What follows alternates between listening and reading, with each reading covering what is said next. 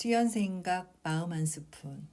오늘 선정한 책은 정재찬 지음의 우리가 인생이라 부르는 것들입니다. 이 책은 총 7장으로 구성되어 있네요. 1장 밥벌이. 죽어라 일하는데 죽지는 않고 그렇다고 일도 줄지 않습니다. 지금 당신도 지쳐있나요? 그럴 겁니다. 밥벌이가 지겹긴커녕 부러운 사람들도 아주 많습니다. 지금 우리의 청년 세대들이 그렇습니다. 취직이 안 돼 졸업을 유예하고, 결혼이 부담스러워서 연애를 유예하고, 집을 장만하기 위해 독립을 유예하는 등 삶을 위해 꿈을 유예하고 사는 청춘인 겁니다. 아무리 밥벌이라 하더라도 그냥 밥만 벌어다 주는 것이 아니라 그 일에서 가치를 느끼게 되면 그만큼 행복한 일도 없습니다. 하지만 그런 길은 위험합니다. 이른바 흙길입니다. 하지만 모든 꽃길은 그 밑에 흙을 깔고 있다는 것을 우리는 잊어서는 안 됩니다. 2장 돌봄. 아이를 키우며 자란 건 다름 아닌 나였습니다. 그러는 사이 부모님은 내가 돌보지 않으면 안 될 만큼 늙어버렸습니다. 자녀를 위해 부모가 존재하는 것 같지만 어쩌면 부모를 위해 자녀가 존재하는 건지도 모릅니다. 평생 부모에게 줄 행복을 자녀는 어린 시절에 이미 다 준 셈이고 부모가 남은 생에 그 빚을 갚는 것이라고 볼 수도 있지 않을까요? 알랭드 보통이 이런 말을 했다고 합니다. 아기보다는 일반 가전제품이 더 상세한 취급 설명서와 함께 온다. 아이를 키우는 사용 설명서 같은 게 있으면 더 잘 키웠을까요? 아닙니다. 나이가 아무리 들어도 부모 자식의 관계는 바뀌지 않지만 자식이 부모의 보호자 위치에 서는 날이 오게 됩니다. 인생은 그렇게 돌봄을 주고 돌봄을 받는 것이 아닐까요? 3장 건강. 30대만 해도 서러운 서른이라며 엄살을 부렸는데 웬걸요. 이내 마흔이 다가오고 이것저것 가릴 것도 따질 것 겨를도 없이 무작정 앞만 보고 달려왔는데 덜컥 쉰에 도달하고 나니 정작 나 자신을 돌아보지 못했다는 걸 깨닫게 됩니다. 그게 쉰이라는 나이입니다. 쉰이 넘어보니 딴 거 없습니다. 내 몸이 나입니다. 웰빙 하지 않으면 웰다잉도 없습니다. 돈 벌고 일하느라 애쓴 내 몸, 남들 위해 바친 내 몸, 내가 아니면 누가 돌보겠습니까? 운동, 다이어트, 흡연. 웰빙은 죄다 큰 결심이 필요한 일들 뿐입니다. 마음도 그럴까요? 마음도 결심한다고 나아지는 것이면 얼마나 좋을까요?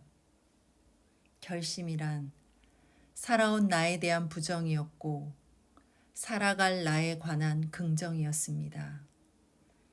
몸을 챙기는 일은 그래도 눈에 보이니까 쉬운 일이지만 보이지 않는 마음도 챙겨야 우린 건강해질 수 있습니다. 4장 배움. 초등학교 시절 방과후 미술교실에서 수업 첫날 받은 숙제는 집에 가서 밤하늘을 보고 그걸 그려와라 였습니다. 도화지의 한 4분의 3은 하늘, 나머지 4분의 1은 낮은 산과 지붕을 그렸습니다. 산과 지붕은 수채화로 그리고 하늘은 온갖 색깔의 크레파스를 칠해 그 위를 검은 크레파스로 새카맣게 덮은 다음 칼 따위로 군데군데 스크래치를 냈습니다. 그럼 반짝반짝 별들이 빛나는 밤하늘이 되는 겁니다. 노란 달도 잊을 리가 없지요. 다음 날 의기양양하게 선생님께 도화지를 내밀었습니다. 선생님이 밤하늘을 보고 그려오라 했는데 너 안 봤구나? 이렇게 새카만 하늘은 없단다. 쇼크였습니다. 관찰하지 않고 관념으로 그린 것이었습니다. 5장 사랑. 관계가 없이 인간은 살아갈 수 없습니다. 관계가 구속을 의미한다면 인간은 누구나 구속되어 사는 겁니다. 아이가 자라 성인이 되면 자립하고 싶어, 자유롭게 살고 싶어, 이제 집에서 나갈 거야 라고 노래를 부릅니다. 하지만 자립은 없습니다. 아무 의존 관계가 없는 삶은 없기 때문입니다. 이때의 자립이란 부모라는 특정한 구속 관계로부터 벗어나되 자기가 독립적으로 다른 관계를 구축하는 것을 뜻할 따름입니다. 구속될 것을 스스로 자유롭게 선택하는 것이 사랑입니다. 선택은 책임을 동반합니다. 상대방의 자유를 구속한 대가를 기꺼이 지불해야 하는 것입니다. 6장 관계. 그래도 자연인으로는 못 살겠다. 청산과 무인도에서 살기엔 너무 외롭다. 밀려나기에는 인생이 너무 아깝다 생각할 수 있습니다. 저부터 그렇습니다. 그러나 비록 일선에선 대충 구별 없이 쓰곤 하지만 외로움이란 혼자 있는 고통을 말하고 고독이란 혼자 있는 즐거움을 말합니다. 외로움은 견딜 수 없는 극복하고 개선해야 할 상태이지만 고독은 즐길 만한 누리고 유지해야 할 기회이기도 합니다. 삶의 기준은 나 자신입니다. 하지만 오랜 세월 동안 고독하게 자신을 사랑하며 가꾸어 본 사람은 알 겁니다. 그 기준이 얼마나 혹독한지를 말입니다. 7장 소유. 소유한다는 것은 기쁨입니다. 간절히 원했고 기다렸고 준비했고 모으고 모아서 혹은 능력을 키우고 키워서 내 것으로 만들고 그러고 나서도 한참을 아끼고 만지고 다듬고 품고 익숙해져 왔던 것들입니다. 버린다는 것은 곧 정리한다는 의미입니다. 내 삶을 버리게 될 때 과연 나는 무엇을 정리해야 할까요? 무엇을 남겨주고 떠나야 할까요? 그래서 버린다는 일에는 아픔이 있는 겁니다. 이 책은 인생의 해답을 던져주거나 성공을 기약하는 따위와는 거리가 멉니다. 나무라거나 명령하지도 않을 테지만 그렇다고 그저 다 옳다고 괜찮다는 식의 값상 동정도 하지 않았습니다.